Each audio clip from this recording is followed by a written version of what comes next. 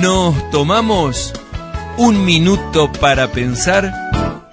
¿Qué tal, amigos? Señor, señora, un gusto saludarlos. Gracias por recibirnos con otro minuto para pensar y un nuevo tema: la ciencia, la iglesia y la Biblia. ¿Quieren que les cuente cómo está formado este nuevo tema? Todo comenzó con hallazgos de que la ciencia fue confirmando acerca de cosas que se creían como mitos y que la Biblia miles de años atrás ya los tenía escrito en sus páginas, en especial profecías de Isaías sobre la redondez de la tierra, cuando por muchos cientos de años se pensó que la tierra era plana y que era sostenida por animales bien gigantes, elefantes y monstruos que la sostenían. Pero estudiando todo este tema, porque para mí es un placer estudiar y pensar y hacerlos pensar, porque no solamente podemos creer, porque de allí viene el castigo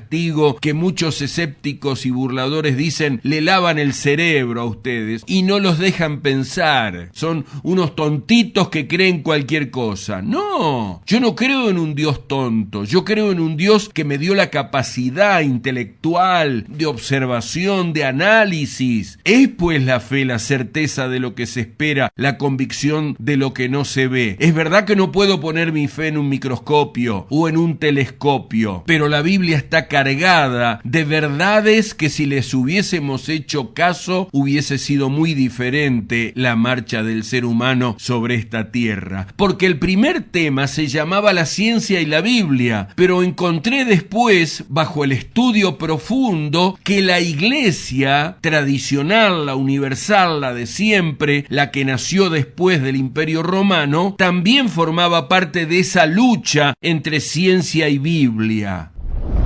La Tierra gira alrededor del Sol y no al revés. Lo que ahora puede parecer una obviedad fue toda una teoría revolucionaria en el siglo XVII, cuando Galileo Galilei la expuso en sus escritos, basándose en observaciones realizadas en telescopios construidos por él mismo. La teoría heliocéntrica, ya expuesta por Copérnico, entraba en contradicción con la geocéntrica apoyada por la Iglesia. El Santo Oficio condenó sus escritos, que acabaron engrosando la colección de libros prohibidos. Y con la publicación de su obra final, Galileo fue condenado a cadena perpetua y obligado a abjurar de sus ideas. 350 años después de este hecho, Papa Juan Pablo II dejó sin efecto la condena, rehabilitando así la figura del científico.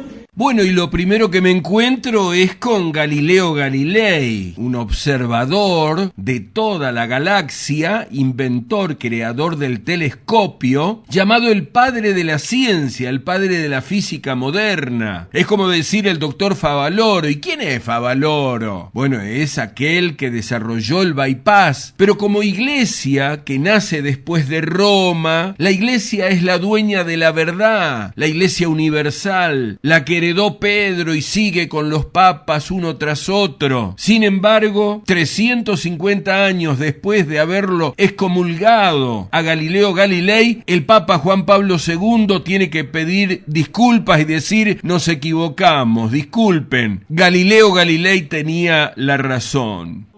Con el surgimiento de la Iglesia Católica después del colapso del Imperio Romano, los obispos de Roma llamaron al Papa para luchar y poder sobrevivir a estas invasiones recurrentes en el siglo VI, estableciéndose así una alianza mutua y beneficiosa con el Imperio Franco, a cambio del apoyo espiritual de los papas. Fue así como recibieron los estados pontificios. Esta alianza con los francos permitió la expansión del cristianismo por gran parte de Europa. Fue así como la religión católica en toda Europa occidental condujo a una elaborada jerarquía. El Papa era el líder que gobernaba la Iglesia en el nombre de Dios. Tal era el poder del Papa que si un rey se atrevía a desafiar su autoridad podía ser excomulgado, es decir, dejaba fuera de la ley al gobernante y sus caballeros tenían prohibido obedecerle. La institución más poderosa e influyente durante gran parte de esta Edad Media.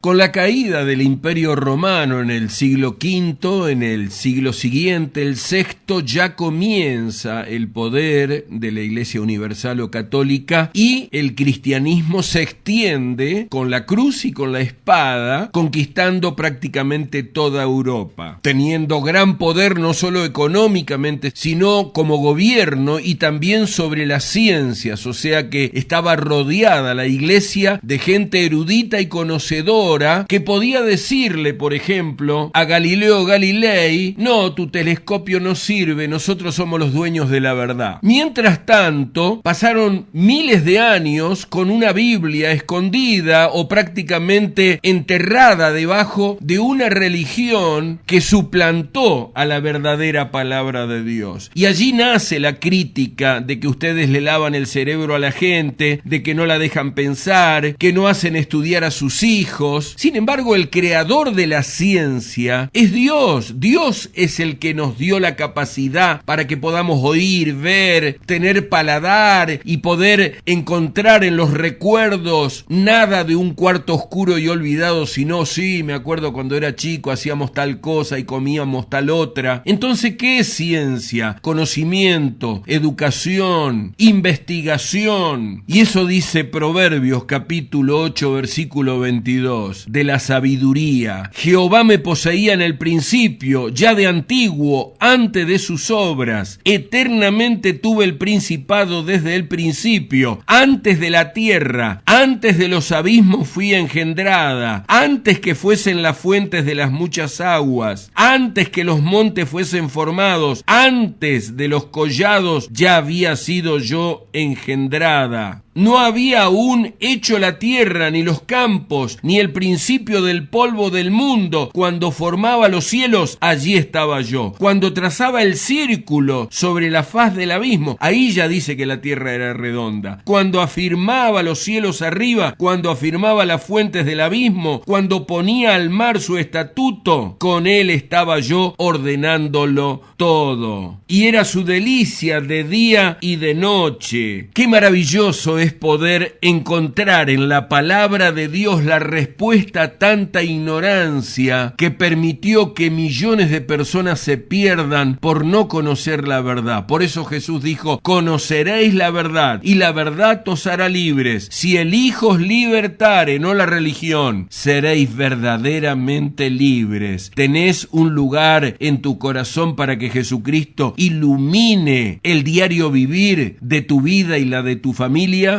¡Hasta la próxima!